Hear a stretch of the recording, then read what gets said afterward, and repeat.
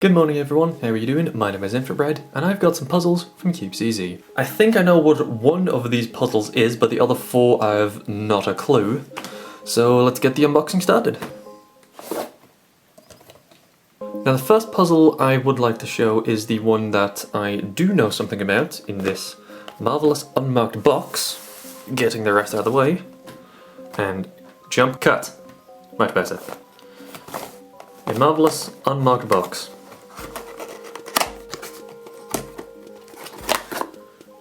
So there we go. This is the 4x4 Dino Cube, designed by AJ, which you probably can't see because I've got a horrible camera. This is pretty much exactly the same as this thing by Lan. I think it's also called a 4x4 Dino, but what this puzzle has is it has two turning axes on each corner. The one by AJ has something slightly different. First of all, it has trivial tips, always nice. Secondly, it has two extra pieces between the big cuts, if I can show you. Like that. Move that out of the way. These two extra pieces, I can turn it like so.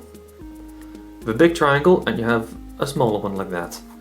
These, again, don't do anything towards the solve, but it's just something that the Lan version does not have. Since I'm saying this, I already own the Lan version, so the solve is exactly the same. So might as well scramble it, because it is so incredibly easy. Let's first start with the, I guess, Dino Cube, which is a puzzle I don't actually own, weirdly enough.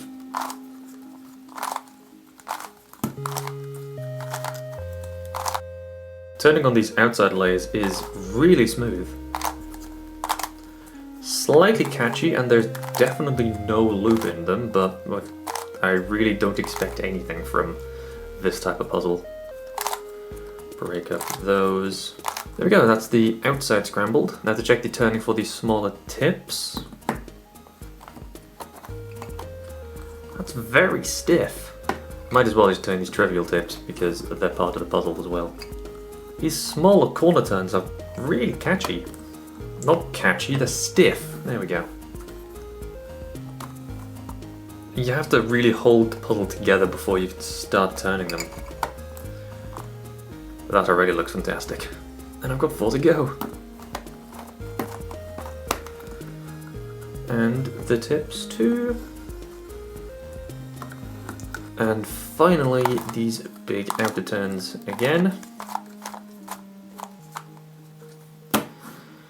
And there we have it. That is a scrambled 4x4 Dino Cube. Before I move on, I just want to compare both puzzles together when scrambled, because I didn't actually say this, but the version by AJ has pink instead of orange. Apart from that, it is slightly bigger, not too much. And you can definitely see now how, first of all, these trivial tips work, and second of all, these extra pieces, for example, this red and that blue piece, do not appear on the Lan version. Apart from that, they're identical. Moving on. Now the other 4 puzzles I bought are all from Blim Fang puzzles, whatever they're called these days. And the first one I want to start with is the smallest box out of all of them. It's called that. I'm not even gonna begin to pronounce it. This is the face-turning octahedron. This is an octahedron. Oh, lovely. I've only seen 2 pictures of this, so it does not turn like a 2x2. Must... There we go. Turn on the faces. This really is a lot smaller than I first thought. I thought this would be like the size of a regular face-turning octahedron. Let me get it quickly. Here we go. This is the face-turning octahedron, again by Lan. They produce a lot of stuff. Just look at the size difference. Of course the Lan version has more pieces, but so it's kind of expected to be a bit larger. From what I can tell, the Fangshi only has 1 piece with 2 colours like that, and... Oh! It has 4 colours. Yellow, yellow, blue, red, and green. That's interesting. Lan version has 8. 4 here, and 4 here. I mean, I might as well scramble it because there's so few pieces. Turning on this is really nice. The plastic is, I think, slightly matte or frosted or whatever you want to call it. It's not shiny, whatever it is. It does feel quite nice. Turning is fairly smooth, and I'm assuming solving won't be too difficult as well. There we go, scrambled. And here we go. We have two circle pyromorphics. We have the regular on the red and the plus. Whatever that means, let's start with the regular, I assume. And we have that. Whatever that is. For those who don't know, a pyromorphics is this thing. It is a 2x2 shape mod into a tetrahedron. So it is a normal face-turning cube, just in a different shape. By that definition, this is a pyromorphics as well, so this should turn, there we go, on the, I guess, faces. Plastic is the same as the octahedron, it's fairly matte, and I think from what I saw these corners turn as well. Don't want to force anything, of course. Face turns, nothing.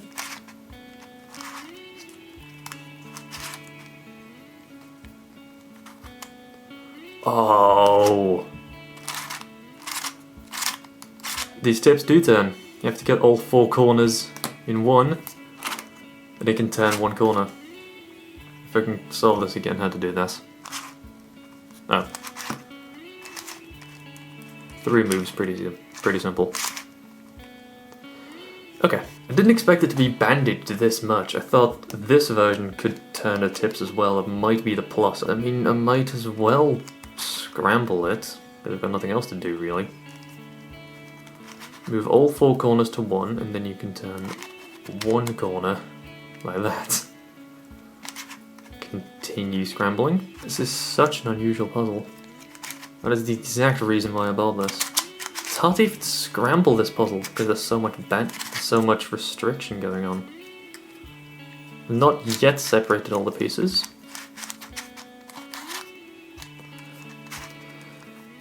Suspicious cats. There we go. This is as much as I've been able to mix it up.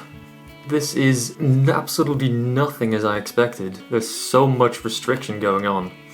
And you have to get all 4 corners to the same place only to turn 1. I mean, it's only a 2x2, so I'm not expecting it to take too long, although I have been wrong about that before.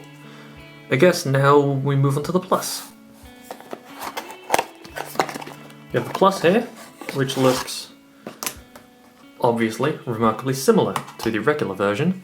However, it has more pieces. So this, again, turns like a 2x2. Got a lock up there, somehow. Anyway, turning is pretty smooth. I think what I saw these... Yeah, there we go. These tips can turn as well, while it is still, I guess, in its solved position.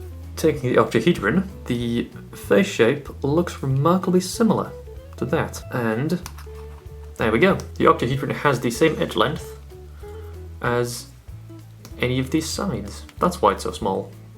Now we know. So this puzzle can turn when it is in its solved position. Like that. So, combining 2x2 moves,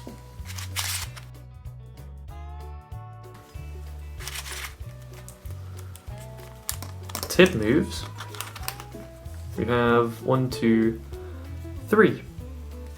A nice 3 cycle.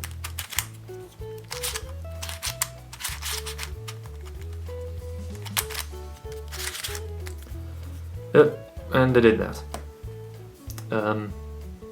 Inconspicuous cut. And we're back. At least I can now cycle these pieces of that. That's good. What about the other moves? Can I do quarter turn and... Oh my... Put that back. This one back. Oh, I do not like this. How to do that? You over, you back down, and you over. Okay. Oh man. It can shapeshift. That's good. I mean, Let's do the same with the other one and give it a scramble. I guess the most basic starter would be turn all the tips and do half turns. Like this. So I've done that. And now I guess we can just start with these turns.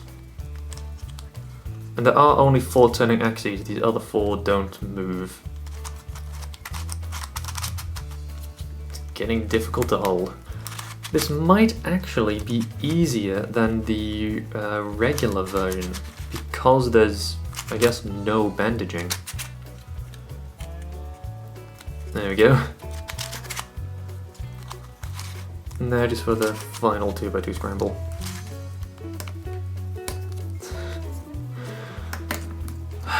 My, what have I gotten myself into?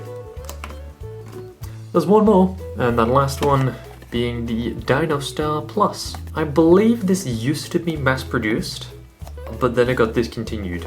I'm not entirely sure. Editing Me will put up some information in there. Editing Me here.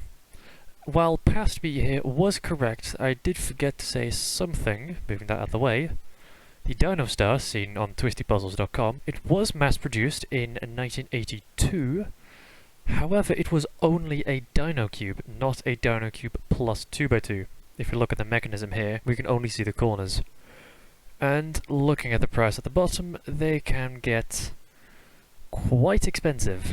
So this is something that is only really for collectors, not just for the general solve. So, Past Me was right.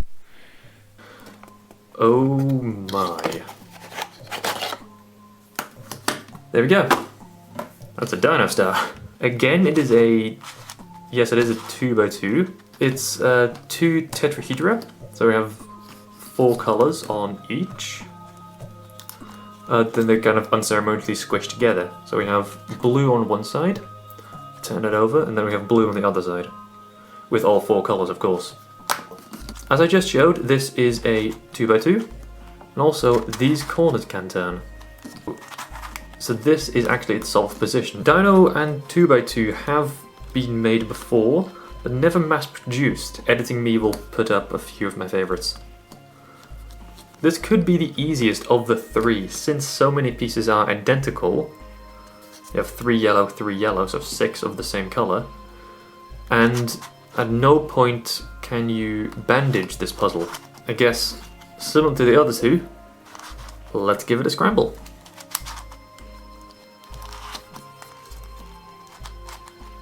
Even, yet movement is not the best. That's a decent 2x2 scramble. Start corner turns.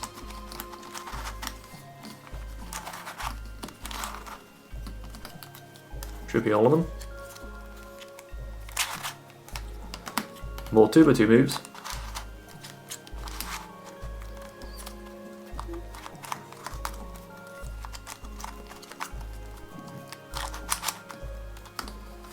There we go, I guess. Doesn't actually look that bad. I mean, I'll come back in a bit and give my final thoughts on these. That took far too long. Not for these 2 at the front. This is a corner turning cube, so it's not really that difficult by definition. But these 3. From left to right, I would say this is the difficulty. The easiest, I guess, would be the regular circle pyromorphics, just because it has fewer pieces. The regular and the plus I solved pretty much the same way.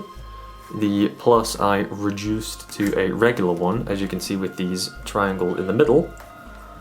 These pieces I put in first, and then I solved it like the regular version. The most difficult would have to be the Dino Star. Not really because it has corner turns, that was relatively easy because there were 6 pieces of exactly the same color. Again, I solved it pretty much similar to the regular pyromorphics. The difficulty really was in the ending 2x2 solve, because what I did was reduce it to a 2x2 by taking all these triangles and putting their respective colours in them. That was straightforward, I guess. It wasn't particularly easy, but I definitely knew what to do for the entire solve. This ending 2x2 solve, I don't actually have a 2x2 with this colour scheme, so that might be why it took me so long. This is now how it was before, with one colour on one side and then the same colour on the other side. I did actually solve this with a different colour scheme. This triangle that is now blue was also red. So I had the same colour on each face. So these two pieces were the same colour. The turning hasn't really improved. The only times I really got catches was when doing algorithms in the final 2x2 solve, because how I solved it, at least the reduction was fairly intuitive. This is definitely more difficult than I expected. And that's all I have for the puzzles. I am definitely going to make a tutorial for the Circle Pyromorphics and the Pyromorphics Plus. Not entirely sure about the Dino Star, that is relatively similar. Also, it doesn't really turn that well. The octahedron is so easy, it's pretty much trivial, and the cube is pretty straightforward. It's a Dino cube with some extra bits. If you like the video, then please do so, and if you like me as a person, why not subscribe? Follow me on Twitter, and here's a random song I've got stuck in my head. Goodbye.